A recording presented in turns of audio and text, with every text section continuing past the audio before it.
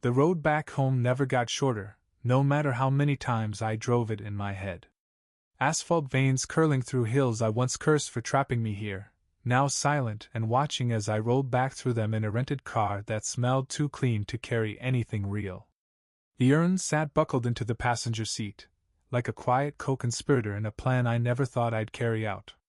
Dad always said I'd come crawling back. But I didn't crawl. I came back with his ashes in a tin canister, and a mouth full of things I never got to say. The house was still there. Weathered. Smaller than I remembered, like time had taken bites out of it while no one was looking. Ivy had claimed the porch, climbing like it knew the house better than anyone ever could. I parked halfway up the gravel driveway, let the engine tick into silence. The urn was warm from the sun. I held it against my chest like it was breathing. I didn't go inside. Not yet. Instead, I stood in the yard where I once buried a dog named Miller beneath a cross made of rusted nails. It had taken me days to dig that hole. My dad had watched from the porch, smoking with the same hand he used to whip me when I got smart. He never said thank you. Just nodded once and went inside. That was the closest thing to love he knew how to give. I opened the back of the car. Pulled out a duffel bag stuffed with letters, photos, a half-empty bottle of bourbon he used to hide behind the gas tank in the barn. All the pieces I'd used to dismantle him. I was 17 when I sent the first letter. Anonymous, typed, cruel in a way that only a boy can be when he's finally given the tools to strike back. I told the parish board about the affair. Told the woman's husband. Told anyone who'd listen that Pastor Enoch Hill was a fraud with blood on his hands and whiskey on his breath. He denied it all. Said I was sick, needed help.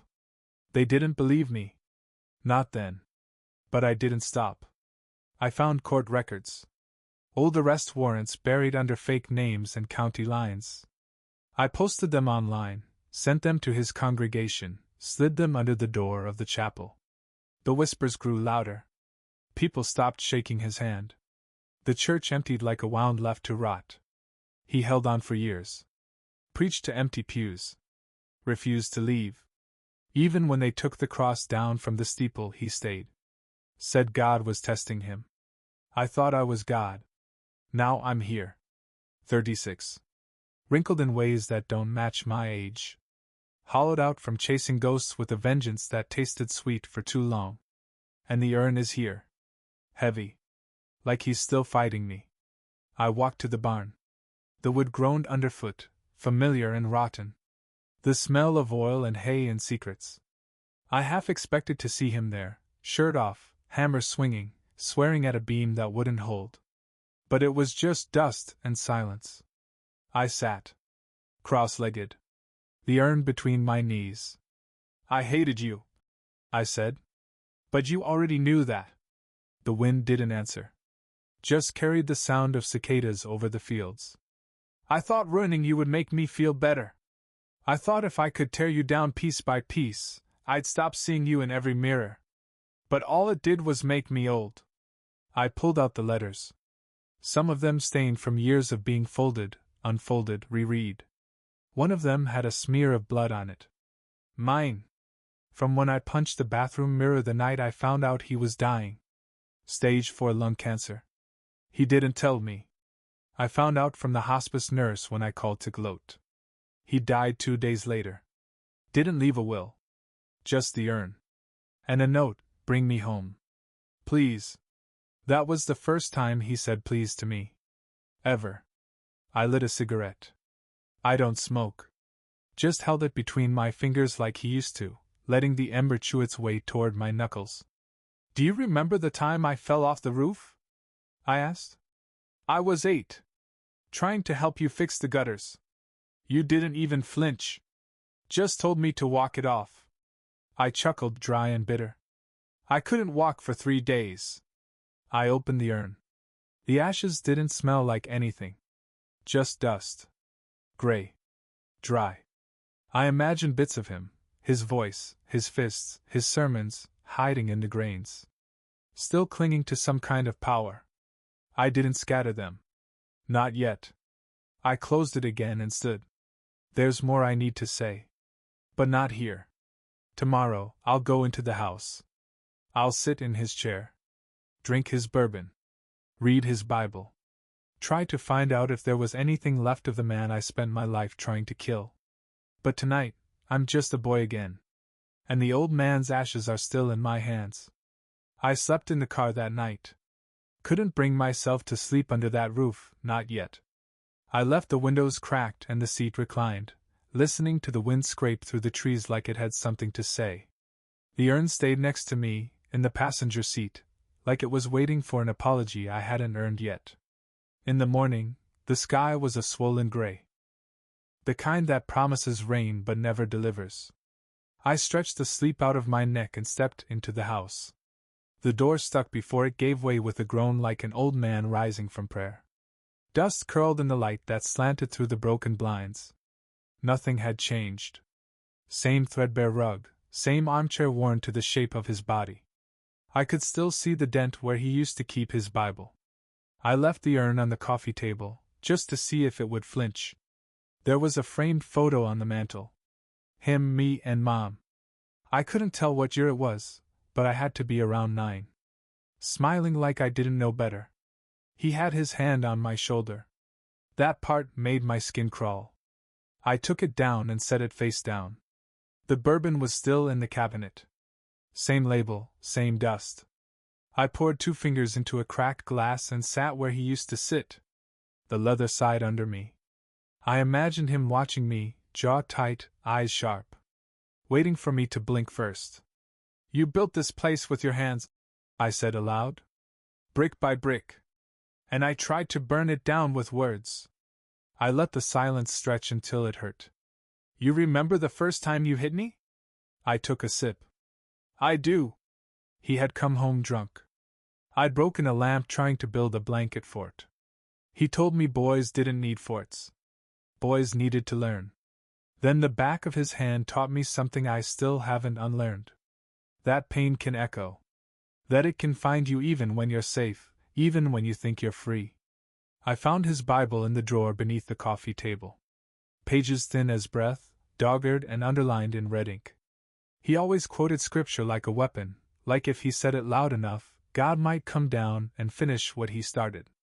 I flipped through the pages until one slipped out, an old letter yellowed and creased. It was addressed to me. "Jonah," it started. That alone made my chest tighten. He never called me by my name unless he was angry. "I don't expect forgiveness. I wouldn't know what to do with it.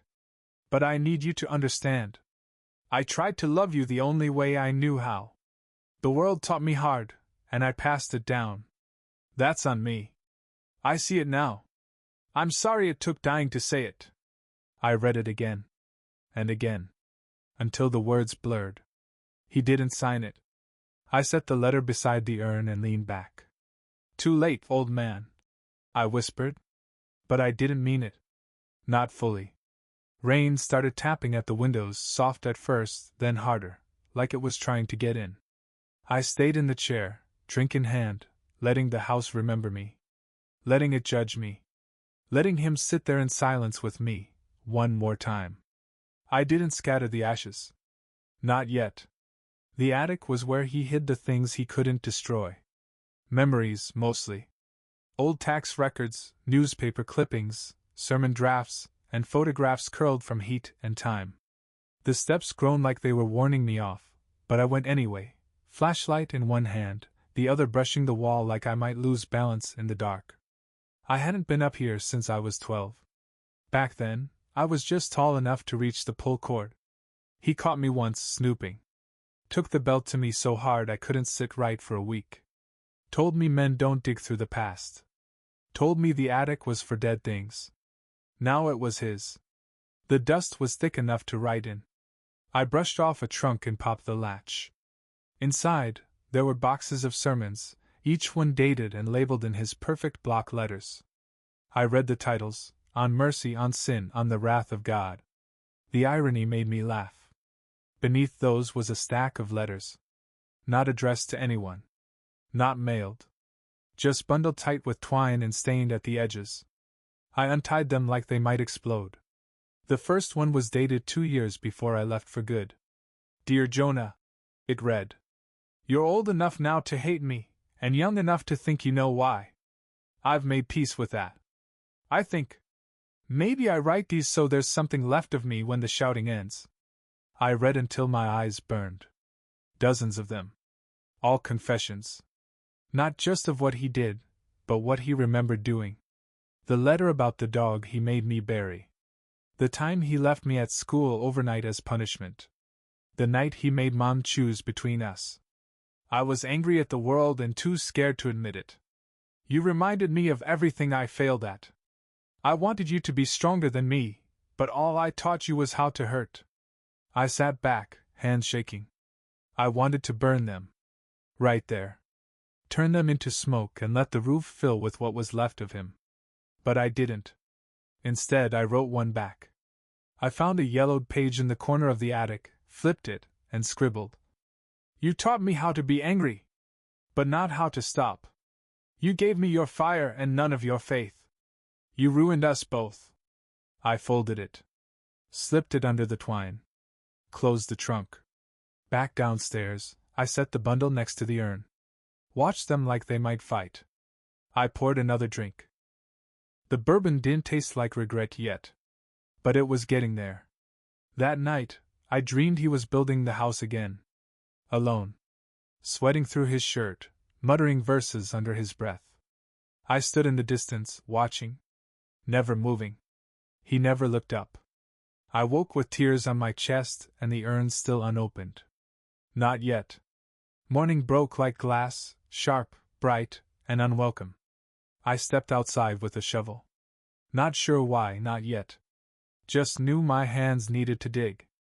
Maybe I was looking for something to bury him in, or something he buried that might explain all this. The dew clung to my boots like the past does to memory, uninvited, stubborn. The yard had changed. The oak tree where he used to chain our mutt was gone. Just a stump left, black with rot. I remembered how he used to holler when the dog barked too long, how he'd rip the chain from the ground like it was the dog's fault he was tired of being needed. I picked a spot near the barn. Somewhere no one would trip over, where the soil felt loose, like even the earth didn't want to hold on. With every shove of the shovel, my breath got heavier.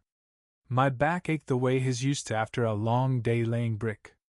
I remember watching him from the window, sun cutting through the dirt on his shoulders, thinking he looked like he could tear the whole world down if he had the time. I hit something. Not a rock, metal. I knelt, brushed back the earth.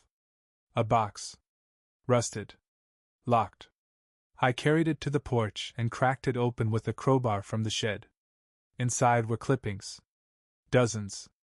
Articles from newspapers long dead. Headlines circled in red. Pastor saves local teen from fire.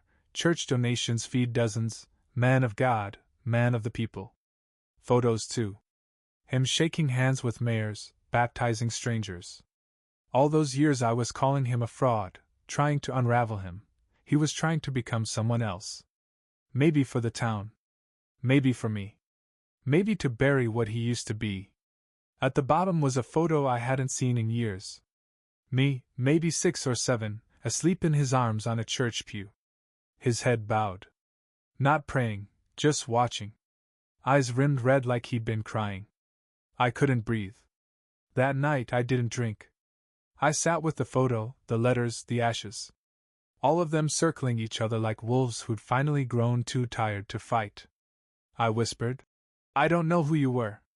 I don't think you did either. The house creaked.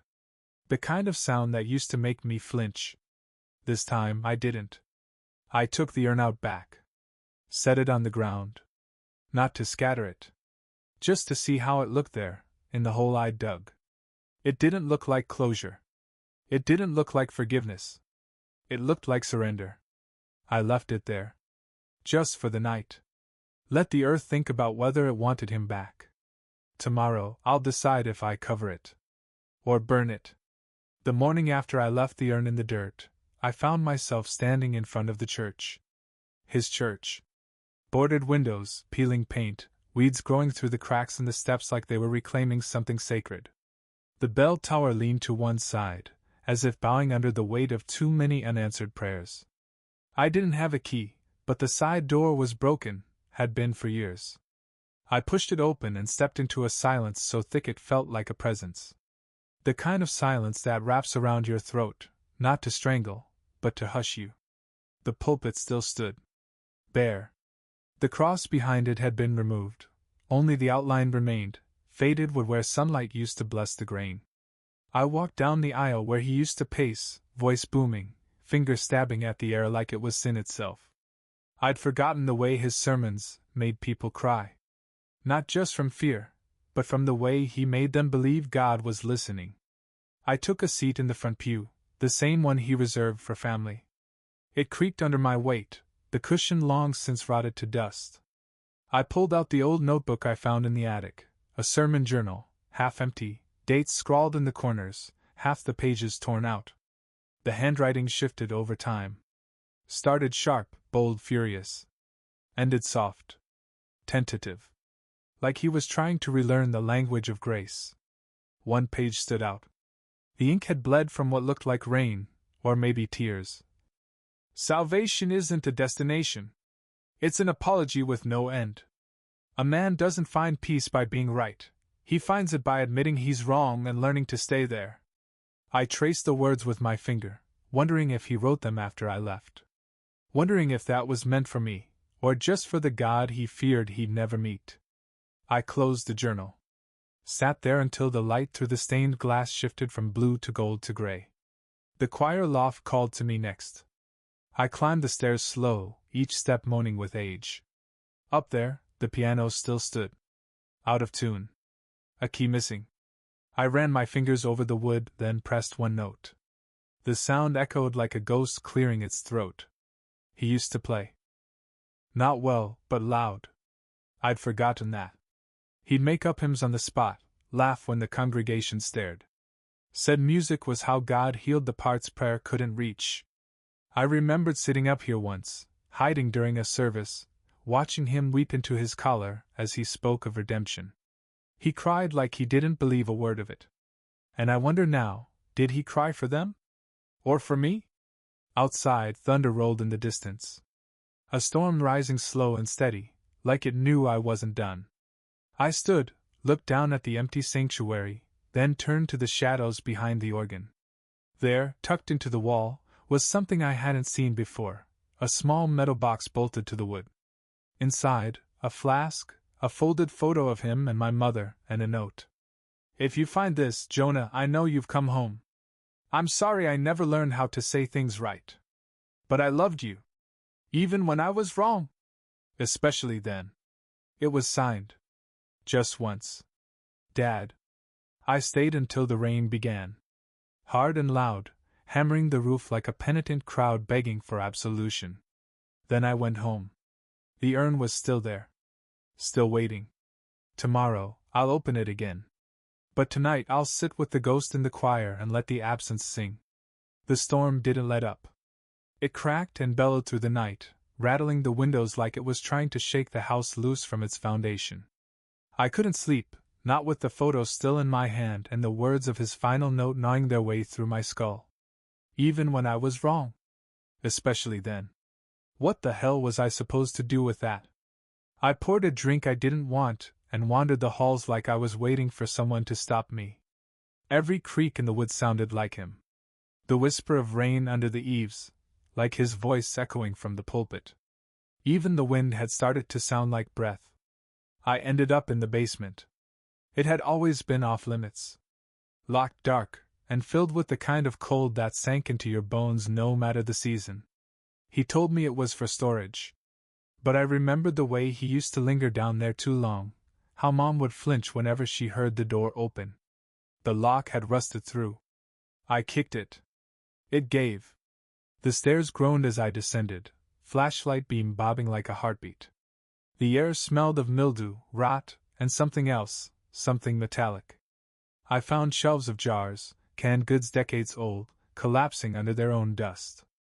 A workbench with tools too clean to have ever seen rust. And then, behind a stack of crates, a trapdoor in the floor.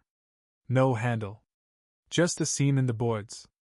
I wedged my fingers under it, heart pounding in a rhythm I hadn't felt since I was a child, waiting for the back of his hand. It opened with a sigh. Below, a crawl space. No taller than my chest. And in it bones. Animal, at first glance. Small. Scattered. But in the corner, beneath a tattered blanket, something else. A box. I pulled it out. Wooden. Smooth. Carefully carved. Inside, a baby's rattle, a tiny shoe, and a death certificate. Stillborn. Hannah May Hill. It read. Born and died, August 3, 1982. That was the year Mom stopped singing. The year I found her crying in the laundry room, face covered in bruises she swore came from a fall. He never told me I had a sister. I sat there for a long time, holding that rattle like it might still shake. There are things we inherit without knowing. Grief so heavy it gets buried under foundations. Rage that leaks into our bloodstream before we even learn to speak. He buried her. Lied about it. Built over it. And still he asked to come home? I didn't speak that night. Couldn't. I climbed out, closed the trapdoor, and locked the basement behind me. But the house felt different now. Like it had confessed something and was waiting to see what I'd do next. The urn was still outside. Still waiting. I almost buried it then. Right there in the garden. But my hands shook too hard to hold the shovel. Instead, I placed the box of Hannah's things next to it. Let them sit there together. Brother and sister. One who lived too long. One who never got the chance. Tomorrow, I dig a grave. But not for him. For her. The sun came up slow, like it wasn't sure it wanted to be part of this. Mist clung to the field like the ghosts had decided to sleep in. I didn't eat. Didn't drink. Just took the shovel and walked to where I left the box and the urn, both of them wet with dew and silence. I started digging. The earth was softer than I expected. Maybe it knew. Maybe it remembered. Every thrust of the shovel felt like a heartbeat skipping. My muscles burned, but I didn't stop. Couldn't. I was digging for something I couldn't name. Not just a grave, but an apology. A reckoning. I made it deep. Not too deep, just enough for the weight of memory. I placed the box inside. Wrapped in an old shawl of Mom's I found in the linen closet. It still smelled like lavender and cigarettes. I said nothing. There was no sermon. No prayer. Just the sound of dirt falling over a name I'd only just learned to mourn. When it was done, I sat at the edge of the mound and watched the wind blow across the field. The urn was still there beside me. Still whole. Still waiting. I remembered her laugh then. Not Hannah's, I never heard hers. Mom's. Back before the bruises. Before the silences. When she used to read to me by the fire while Dad was at the church late. There was life in this place once. I laid back on the grass. The sky above was wide open. It made me feel small in a way I hadn't felt in years. Not the bad kind. The kind that reminds you the world doesn't end at the edge of your pain. Later, I walked the perimeter of the property. Past the old tree line. To the creek where I used to skip stones before I knew how heavy a secret could feel. I tossed one in. Then another. Then one for her. One for me. I ended up in the chapel. The front door still hung half off its hinge. Pews broken in rows like crooked teeth. The altar had been stripped bare, but his voice still echoed from the rafters. I remembered the cadence. The rise and fall. The fury disguised as faith. I sat in the back pew.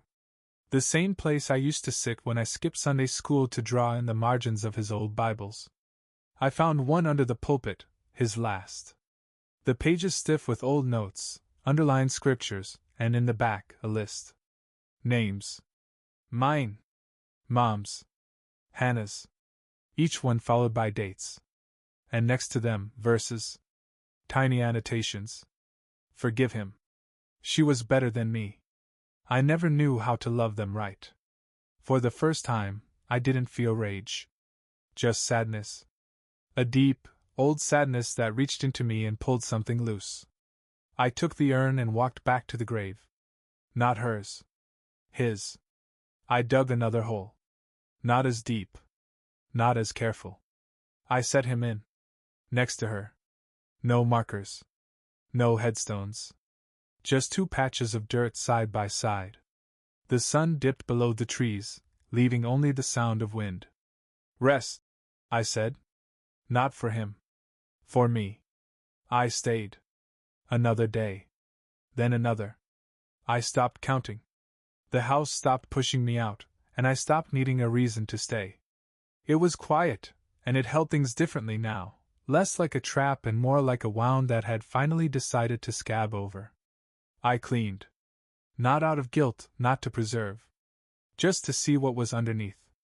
I found pieces of Mom in the kitchen drawers, handwritten recipes, coupons she never used, a half-finished letter to someone named Grace.